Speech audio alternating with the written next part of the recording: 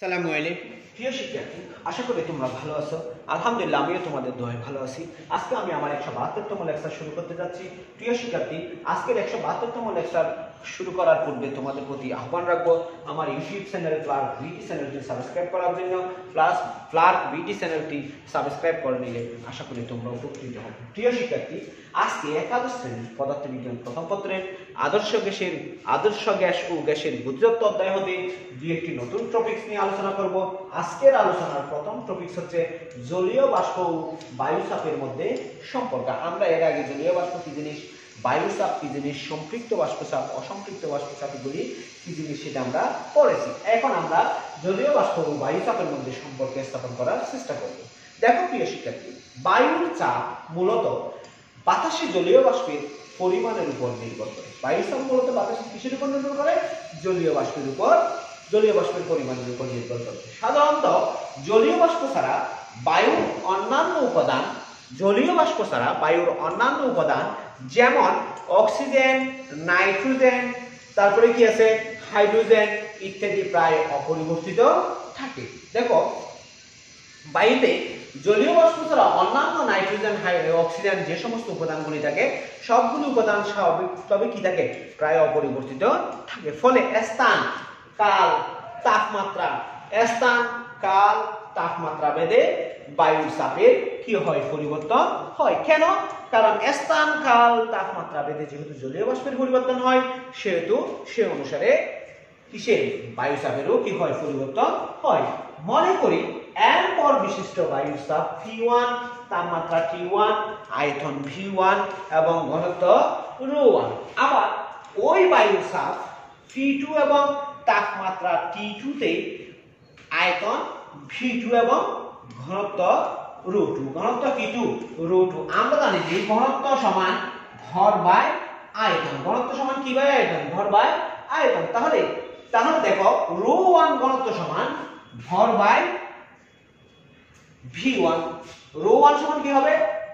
m by B1, বা আমি এখান থেকে B1 সমান লিখতে পারি B1 সমান m বাই ρ1। একইভাবে ρ2 সমান আমরা লিখতে পারি m বাই V2।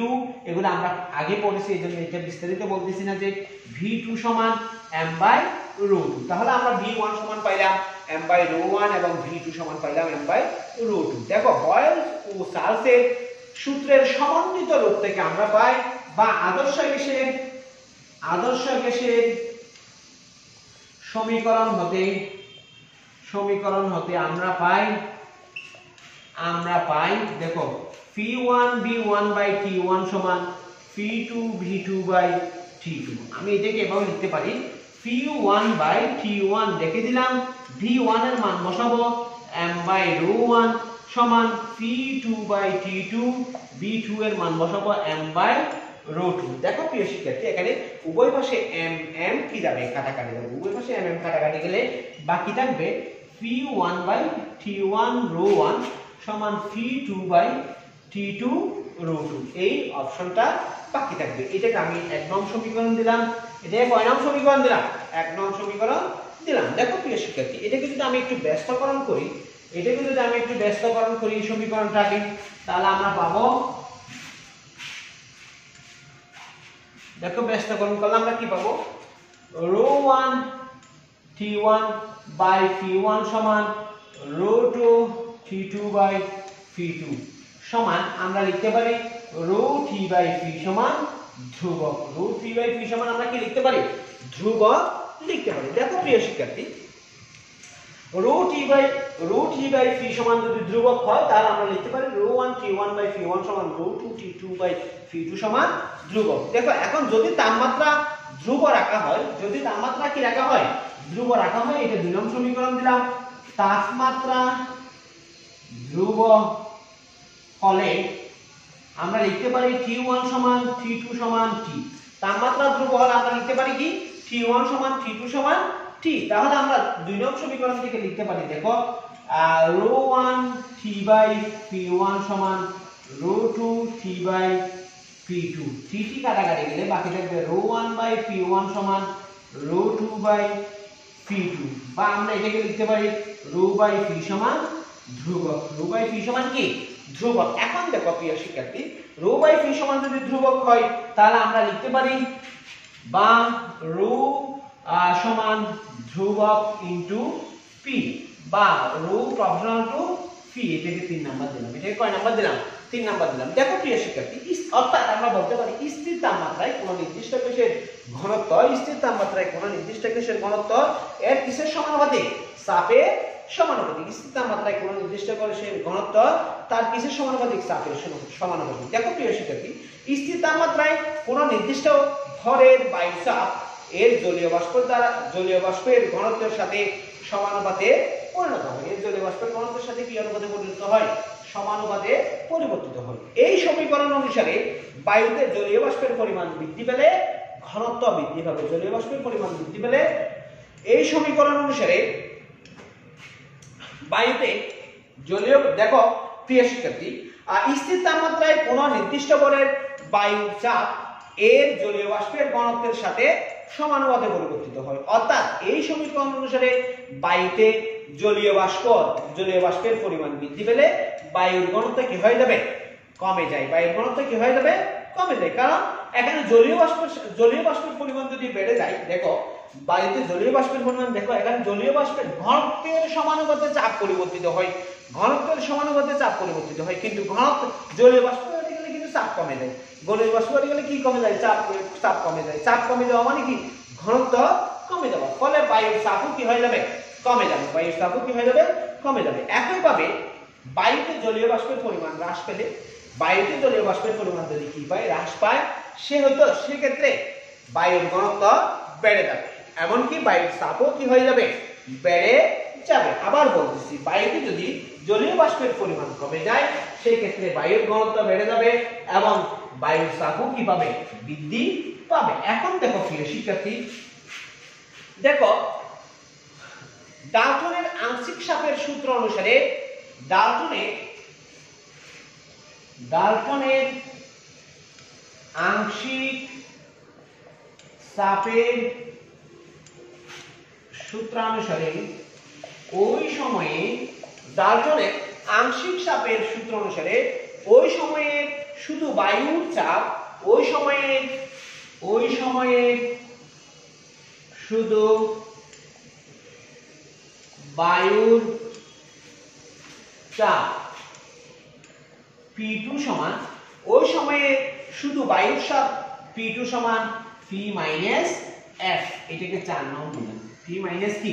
দেখো ডাল্টনের আংশিক চাপ সূত্র অনুসারে আমরা বলতে পারি, যে সময়ে আমরা ওই যে জলীয় বাষ্পের হিসাব করতেছি, সেই সময়ে শুধু বায়ুর চাপ P2 সমান P মাইনাস F। এখানে দেখো, এখানে কোন এক সময়ে তাপমাত্রা T2 এবং ওই সময়ে বায়ুমণ্ডলের চাপ P, কোন এক সময়ে তাপমাত্রা T2 এবং বায়ুমণ্ডলীয় চাপ হচ্ছে কি? P। বায়ুমণ্ডলীয় চাপ হচ্ছে কি? P। ওই সাথে বায়ুমণ্ডলে উপস্থিত জলীয় বাষ্পের চাপ হচ্ছে, এবং ওই সময়ে বায়ুমণ্ডলে উপস্থিত জলীয় বাষ্পের চাপ হচ্ছে F। তাহলে দেখো, এই যে P2 = P - F সমীকরণের মধ্যে T2 তাপমাত্রায় বায়ুমণ্ডলীয় চাপ হচ্ছে কোন একটি স্থানের কোন একটি সময়ের P2 তাপমাত্রায় বায়ুমণ্ডলের চাপ হচ্ছে P, এবং ওই বায়ুর সাথে যে জলীয় বাষ্প থাকে সেই জলীয় বাষ্পের চাপ হচ্ছে F। তাহলে টোটাল বায়ুর চাপ হবে বায়ুমণ্ডলীয় চাপ বিয়োগ জলীয় বাষ্পের চাপ। বায়ুমণ্ডলীয় চাপ বিয়োগ কিসের চাপ? জলীয় বাষ্পের চাপ। এবং P2 সমান হবে শুধুমাত্র বায়ুর চাপ। শুধুমাত্র কিসের চাপ? বায়ুর চাপ। আশা করি প্রিয় শিক্ষার্থী তোমরা বুঝতে পারছো। এখন দেখো, এখন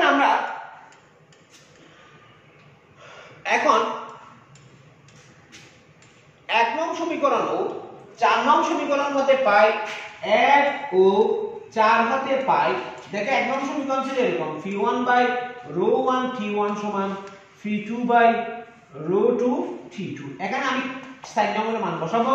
তাহলে P1/ρ1 rho 1 T1 সমান phi minus f by rho 2 T2 phi 1 by rho 1 T1 সমান phi 1 by rho 1 T1 সমান phi 2 by rho 2 T2 rho 2 T2 বা phi 1 by rho 1 T1 সমান phi minus f by rho 2 T2 এখন দেখো আমি rho 2 T2 এর মান বাইর phi minus f বাইর করব বা phi minus f সমান phi minus f সমান phi 1 by rho 1 T1 into rho 2 T2 rho 2 T2 অর্থাৎ phi minus f সমান বায়ুমণ্ডলীয় চাপ মাইনাস জলীয় বাষ্পের চাপ সমান phi 1 by rho 1 T1 into rho 2 T2 rho 2 T2 এখন দেখো প্রিয় শিক্ষার্থী আমি f এর মান বের করব বা f সমান বা আমি এভাবে লিখি দেখো phi minus দেখো আমি একটু সিস্টেমে লিখব একটু সিস্টেমে লিখলে এভাবে আসবে phi minus rho 2 T2 by rho 1 T1 into phi 1 সমান f অর্থাৎ এই মাইনাস f কে ওই পাশে পক্ষান্তর করছি এই পুরো পদটাকে বাম পাশে পক্ষান্তর করছি তাহলে আমি যদি এটাকে একটু সুন্দর করে লিখি তাহলে আমরা পাবো এটাকে যদি আমরা একটু সুন্দর করে লিখি আমরা পাবো বা f সমান phi minus rho 1 T1 by rho 2 T2 into phi 1 into T1 phi 1 5 নং সমীকরণ এটাই হচ্ছে এই 5 নং সমীকরণ হচ্ছে বা 1 নং সমীকরণ 1 নং সমীকরণ 3 নং সমীকরণ এবং 5 নং 1 নং 3 নং এবং 5 নং সমীকরণ হলো জলীয় বাষ্পের সাথে চাপের সম্পর্কযুক্ত সমীকরণ 1 3 5 হলো জলীয় বাষ্পের সাথে চাপের সম্পর্কযুক্ত সমীকরণ আশা করি প্রিয় শিক্ষার্থী তোমরা জলীয় বাষ্প ও বায়ু চাপের মধ্যে সম্পর্ক বুঝতে পেরেছো প্রিয় শিক্ষার্থী আমরা এখন শিশিরাঙ্ক আর্দ্রতা মিতি এবং আর্দ্রতা নিয়ে আলোচনা করব শিশিরাঙ্ক বা ডিউ পয়েন্ট আর্দ্রতা মিতি হাইগ্রোমেট্রি এবং আর্দ্রতা হিউমিডিটি এই সমস্ত টপিকস নিয়ে আলোচনা করব দেখো কোন স্থানের তাপমাত্রা বাড়লে বায়ুর জলীয় বাষ্পের ধারণ ক্ষমতাও কি হয়ে যায় বেড়ে যায় কোন স্থানের তাপমাত্রা বাড়লে বায়ুর জলীয় বাষ্পের ধারণ ক্ষমতাও কি হয়ে যায় বেড়ে যায় তাপমাত্রা কমলে ধারণ ক্ষমতা কি হয়ে যায় কমে যায় এভাবে তাপমাত্রা কমতে থাকলে কোনো নির্দিষ্ট তাপমাত্রায় উক্ত স্থানের জলীয় বাষ্প দ্বারা বায়ু সম্পৃক্ত হয়ে যায় তাপমাত্রা কমতে থাকলে উক্ত স্থানের কি দ্বারা জলীয় বাষ্প দ্বারা বায়ু কি হয়ে যায় সম্পৃক্ত হয়ে যায় দেখো ফলে ওই স্থানে জলীয় বাষ্প ঘনীভূত হয়ে ছোট ছোট পানির কণায় কি হয় পরিণত হয় এই পানির কণাকে বলা হয় শিশির এই পানির কণাকে কি বলা হয় শিশির বলা হয় দেখো কোন একটি নির্দিষ্ট তাপমাত্রায় বায়ুর মধ্যে যে পরিমাণ জলীয় বাষ্প ঘনীভূত হয় এবং ক্ষুদ্র ক্ষুদ্র পানির বিন্দুতে পরিণত হয় ওই পানি বিন্দুকে শিশির বলে কি বলে শিশির বলে আমি আবার বলতেছি শিশিরের সংজ্ঞাটা যদি আমি সুন্দরভাবে দিই তাহলে আমরা শিশিরের সংজ্ঞাটা এভাবে দিতে পারি কোন একটি নির্দিষ্ট তাপমাত্রায় বায়ুর মধ্যে যে পরিমাণ জলীয় বাষ্প ঘনীভূত হয় এবং ক্ষুদ্র ক্ষুদ্র পানি বিন্দুতে পরিণত হয় এই পানি বিন্দুকে কি বলা হয় শিশির বলা হয় আর এই নির্দিষ্ট তাপমাত্রাকে বলা হয় শিশিরাঙ্ক অর্থাৎ যে তাপমাত্রায় জলীয় বাষ্প ঘনীভূত হয়ে পানি বিন্দুতে পরিণত হয় সেই তাপমাত্রাকে আমরা বলবো শিশিরাঙ্ক সুতরাং শিশিরাঙ্কের সুন্দর সংজ্ঞাটা এভাবে দিতে পারি যে তাপমাত্রায় কোনো নির্দিষ্ট আয়তনের বায়ুর মধ্যে অবস্থিত জলীয় বাষ্প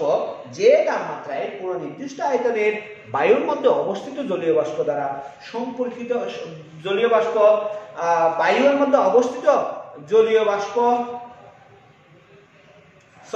আমি আবার বলতেছি যে তাপমাত্রায় কোন নির্দিষ্ট আয়তনের বায়ু এর মধ্যে অবস্থিত জলীয় বাষ্প দ্বারা সম্পৃক্ত হয় সেই তাপমাত্রাকে কি বলা হয় শিশিরাঙ্ক বলা হয় অর্থাৎ যে তাপমাত্রায় বায়ু জলীয় বাষ্পের মধ্যে কি হয় সম্পৃক্ত হয় জলীয় বাষ্প দ্বারা সম্পৃক্ত হয় সেই তাপমাত্রাকে আমরা বলবো শিশিরাঙ্ক অথবা যে তাপমাত্রায় শিশির জমতে বা অদৃশ্য হতে শুরু করে সেই তাপমাত্রাকে আমরা বলবো শিশিরাঙ্ক কোন স্থানের তাপমাত্রা 30 ডিগ্রি সেন্টিগ্রেড এবং শিশিরাঙ্ক 20 ডিগ্রি সেন্টিগ্রেড বলতে বোঝায় কোন স্থানের তাপমাত্রা 30 ডিগ্রি সেন্টিগ্রেড এবং শিশিরাঙ্ক 20 ডিগ্রি সেন্টিগ্রেড বলতে বোঝায় ওই স্থানের 30 ডিগ্রি সেন্টিগ্রেড তাপমাত্রায় যে পরিমাণ জলীয় বাষ্প আছে, ওই স্থানের 30 ডিগ্রি সেন্টিগ্রেড তাপমাত্রায় যে পরিমাণ জলীয় বাষ্প আছে তা দ্বারা ওই স্থানের বায়ু অসম্পৃক্ত হয়, কি হয়? অসম্পৃক্ত হয়। কিন্তু তাপমাত্রা কমিয়ে 20 ডিগ্রি করা হলে ওই জলীয় বাষ্প দ্বারা ওই স্থানের বায়ু সম্পৃক্ত হয়। ওই জলীয় বাষ্প দ্বারা ওই স্থানের বায়ু কি হয়? সম্পৃক্ত। আশা করি প্রিয় শিক্ষার্থী তোমরা শিশিরাঙ্ক সম্পর্কে বুঝতে পারছো। আমি এখন একটু আর্দ্রতা মিতি নিয়ে আলোচনা করব। দেখো, আর্দ্র অর্থ হলো ভেজা, মিতি অর্থ হলো পরিমাপ। তাহলে আর্দ্রতা মিতি মানে হচ্ছে যে ভেজা কোনো কিছুর পরিমাপ, কি পরিমাপ। সুতরাং আমরা এভাবে বলতে পারি বায়ু জলীয় বাষ্প দ্বারা কতখানি ভেজা, তার পরিমাপই হলো আর্দ্রতা মিতি, বা তা পরিমাপ করাই হলো আর্দ্রতা মিতির বিষয়বস্তু। দেখো প্রিয় শিক্ষার্থী, পদার্থবিজ্ঞানের যে শাখায় জলীয় বাষ্পের পরিমাণ নির্ণয় এবং এই সম্পর্কে আলোচনা করা হয়, পদার্থবিজ্ঞানের যে শাখায় জলীয় বাষ্পের পরিমাণ নির্ণয় এবং এই সম্পর্কে আলোচনা করা হয় তাকে আর্দ্রতা মিতি বা হাইগ্রোমিতি বলা হয়। প্রিয় শিক্ষার্থী, আমরা আজকে এই পর্যন্ত আলোচনা করলাম। আমরা এই যে এখানে 3 নম্বর একটা টপিক আর্দ্রতা, এটা পরের এপিসোডে কি করব আলোচনা করব। আজকে এই পর্যন্ত, ভালো থেকো। আসসালামু আলাইকুম ওয়া রাহমাতুল্লাহি ওয়া বারাকাতুহু।